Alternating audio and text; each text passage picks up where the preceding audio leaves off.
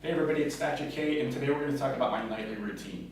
I'll bet you 8 hours of sleep sounds really good to some of you guys right now, and it's because we're not sleeping well, right?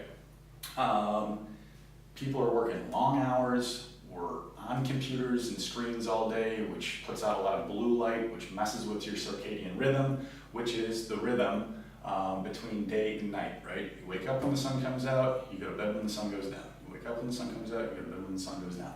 There's a lot of hormones that are involved in that process, and when they start to get out of balance, you're not going to sleep as soundly. You're not going to get that REM sleep, real deep sleep, which is restorative and helps you wake up energized and ready for the next day. So again, put down the cell phones. We're going to talk about that a little bit more. Bedtime and what time you get to wake up in the morning. I get this question a lot. How much sleep should I be getting? Is 6 hours enough? I don't know. You've got to kind of figure that out for everybody. Just like with everything else, there is a range for things. Blood pressure, cholesterol, heart rate, temperature, and we want you within that range. Some people need 6 hours of sleep, some people need 9. I've met people that they get 5 hours of sleep a night and they're like a firecracker. They're so energized and they can operate on that. I need about 7, 7.5. Some people need closer to 9. So do the math, figure out what time you need to be up in the morning, and then backtrack. If you need to be up at 6 o'clock in the morning and you need 8 hours of sleep, then you better be laying in bed with the lights turned off at 10 o'clock at night. Because if you're staying up until midnight and you gotta get up at 6 and you're getting 6 hours, it's not gonna work for you. So you just gotta stay on top of yourself, just like everything else that we talk about.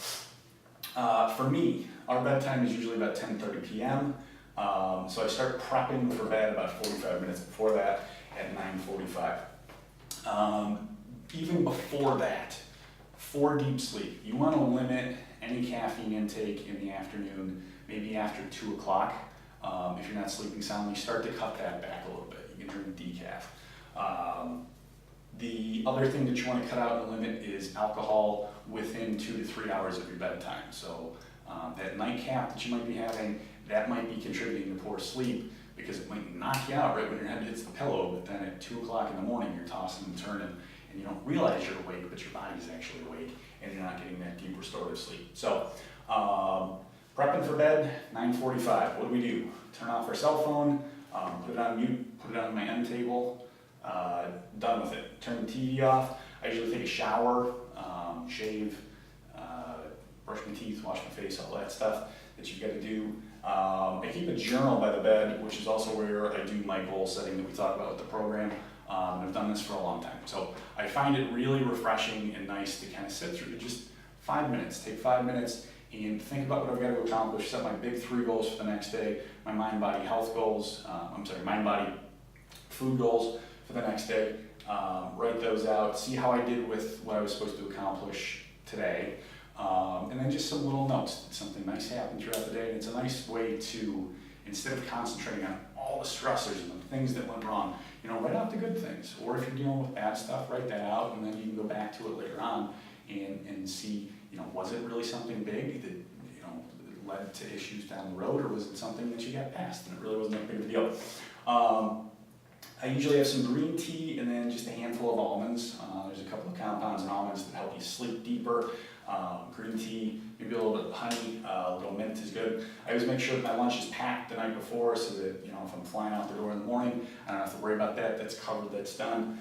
Dim the lights down, and then I read a lot in a lot of different genres, materials, stuff for work, stuff professionally, novels. And so I read for, 20 minutes, half an hour. It really helps to kind of zone me out, put me to bed. I usually take some magnesium and then some melatonin as well. So magnesium is great for cramping. If you get restless leg syndrome, you get the jimmy legs. That's good for that.